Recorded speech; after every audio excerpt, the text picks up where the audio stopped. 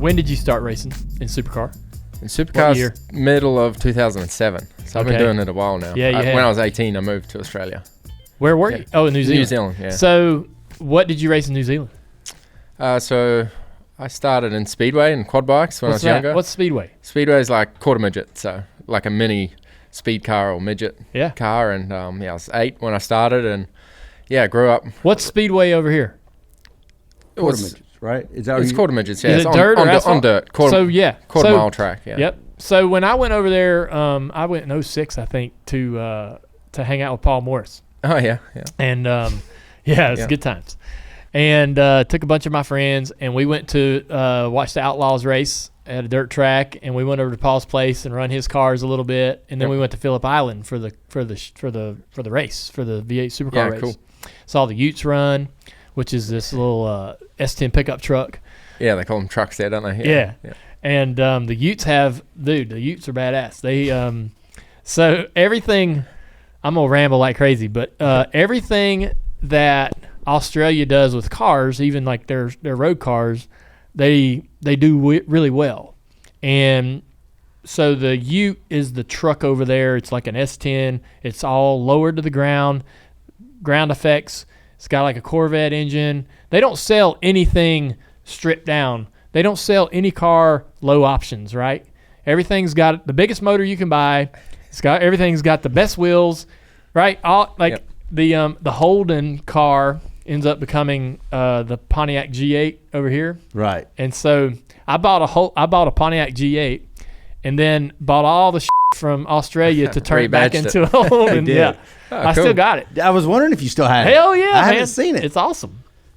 And so I'm a huge fan of V8 Supercars and big supporter of all the things y'all do. And you remember Owen Kelly? Yeah. So he came over here. You know this, right? I'm sure. But he came over here and lived for a while and raced our late model stock car. That's right. Yeah. And won at Caraway. Yeah. And I'm telling you, man, a couple things go just the right way for him, and I think he'd still be here racing in Xfinity or Cup Series. It was only a couple of years ago he'd still come and do the Xfinity stuff. I gave him a call before Chicago just for some tips and how it all works. He sort of just told me how to fit in, just all the terminology, and there's no understeer or oversteer here. It's loose and tight. And just small things like that. And he loves it here. He was full encouraging me to go and do it. Where is Owen these days? He's in Tasmania now? Where is he? Melbourne. Marcus Ambrose is Tasmania. Marcus is in Tasmania. I thought, off the record, I thought Owen lived, where was Owen when he went back home? Did he go right to Melbourne? I think so. Melbourne or Sydney, one of the two. Yeah. Well, anyways, so I went to Australia in 06, I think. Chevrolet was building testing the new Camaro the old Camaro, but back then the Camaro was coming back. And they're like, man, we want you to go to Australia. I'm like, hell yeah. I'm taking all my buddies. We packed a plane. We got Mr. H's plane, a big giant plane. Flew about 10 of my buddies over there. Soon as we land, Owen's there. Don't know Owen, but Crusher and Paul Morris are like, you need to, Owen's going to show you around as soon as you hit the ground. And so, but we had a blast, man. It was a great time. And so when I heard you were coming over here, and obviously Marcus had a great, run with us in NASCAR, and he was big. He was really helpful in getting me that trip to Australia and make sure I was connected to the right people. Cool. But we're really excited about having you part of our deal, man. To have you come over here and race. I was just excited for you to come compete. And then you went to Chicago. When you go, what did you do to prepare before you got in the car that weekend? Pretty much as I could. I watched all the film I could. Obviously, there was nothing from that track, but I just watched it was Sonoma. I watched Coda first, and that was just mayhem. I was wondering what I'd got myself into. Yeah. But then, Sonoma was a pretty good race, and you're just trying to learn how the cars race, how the drivers race, and then, getting over here, just learning the team. Did a lot of simulator stuff. And was that helpful, simulator?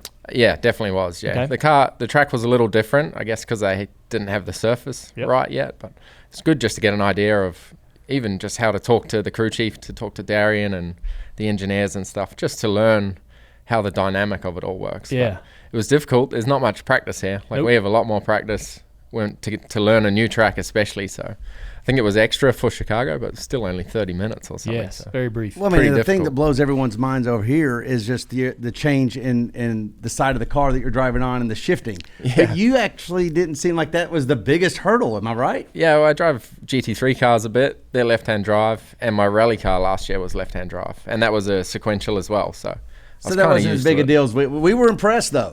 We thought that was amazing. I'll take it. I'll take it. Yeah. But it was a struggle because the NASCAR is so wide. And on the walls, the car is so far away from you. So on the right-handers especially, I struggled getting close to the walls there. And I forget the corner, but before you go up by the fountain where Chase had the accident, that wall was very hard to judge. Yeah. Right. Yeah. Right. Yeah. Racing season is underway. New customers download the DraftKings Sportsbook app and use code DJD. Bet $5 and get $150 in bonus bets instantly. That's code DJD only on DraftKings Sportsbook. So a lot of people were making a big deal out of heel and toe, and so so before we, 25 years ago, before we made transmissions that would allow you to not use a clutch to shift, right?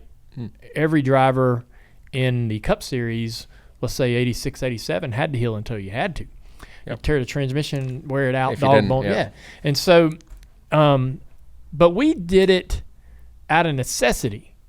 Mm-hmm. Whereas, and help me if I'm clean this up for me, I guess. I watched, so there was a bit of a debate about 2 or 3, 4 years ago in the Supercar about paddles and shifting and how that would affect and take away some tools, right, and heel and toe. And so Paul put this video out driving around his course, showing why heel and toe is important and why it makes a driver unique and how a driver uses it to change the balance of the car. Yep. I'd never heard it. I'd never knew that, right? Yeah. Well, we need it in our things because we have a solid axle, a lock differential. So you're trying to run as much rear brake as possible to turn the car and use the brake to turn it. So you can use the clutch to take away a bit of rear brake in the straight line and stop the rear locking. And I could use it a bit in the NASCAR, but obviously that diff is more open, so it's not as critical. But I saw a lot of people were struggling on the bumps, Was that helpful? For me, it's just normal, but I guess it was a bit helpful. But so if there's a lot of content in the track, it would definitely be helpful. Helpful. All the bumps, you can just dip the clutch over the bumps, and it takes away all the compression. So wow, it does make a big difference. Okay. Yeah. So I guess in a braking zone that gets ripples and so forth, you get a lot of content in some of the braking zones, some of the racetracks. Yeah, I was really impressed by that. I mean, I kept texting back and forth with Paul about it, and he was giving me some great information. But I felt like, trying to help people understand how heel and toe, it's a habit if you're racing a car that has to be used that way with the transmission to keep the transmission from blowing up. But it's also, trying to help people understand how you can affect the balance of the car, and it kind of turns the car into the corner. Yeah, it's also what I'm used to. Like when I go and drive a GT3 car, I still right foot brake. Left foot's probably faster, but out of habit, it's what I'm used to, braking with my right foot. So for this weekend in the truck, I think I got a left foot brake and loaded up. It's a new skill I got to learn. Yeah.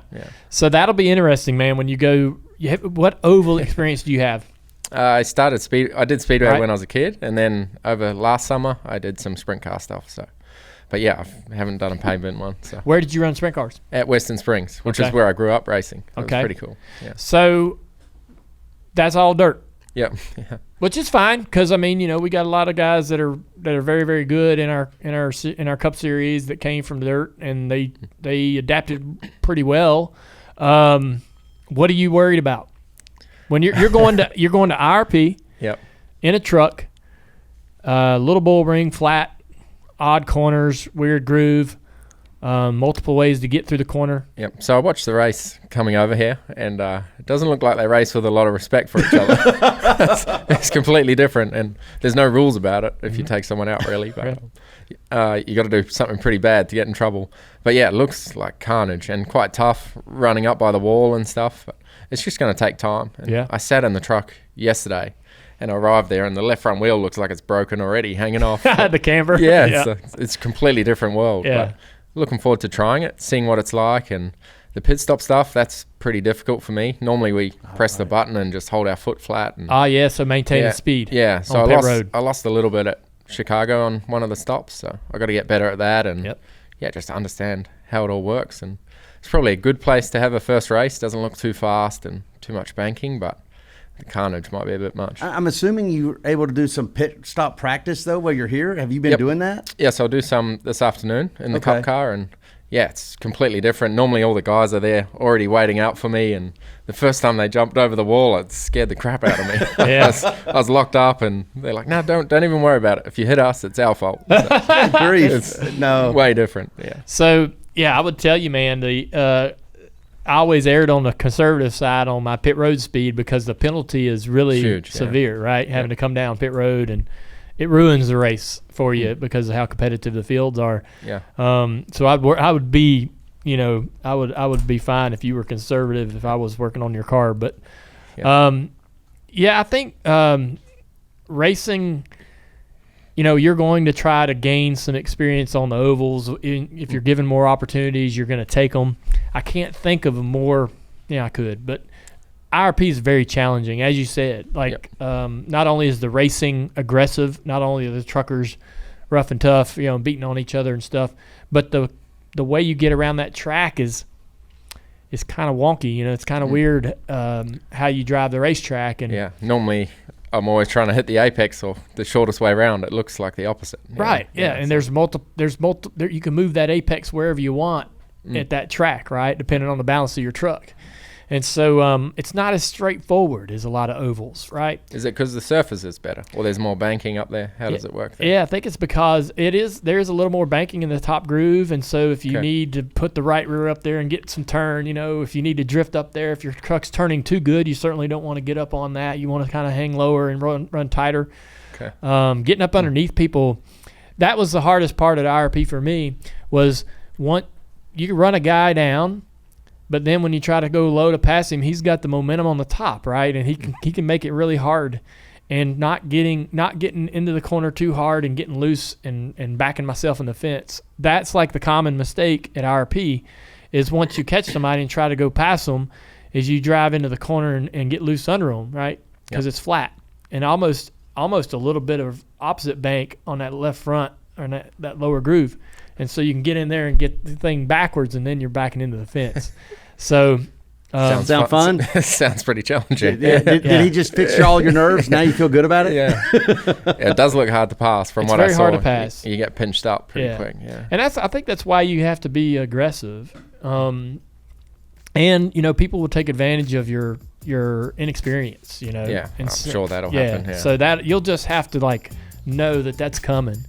Hey, if you like that video, you'll love the entire podcast, the Dale Jr. Download. It's available on all major podcast platforms.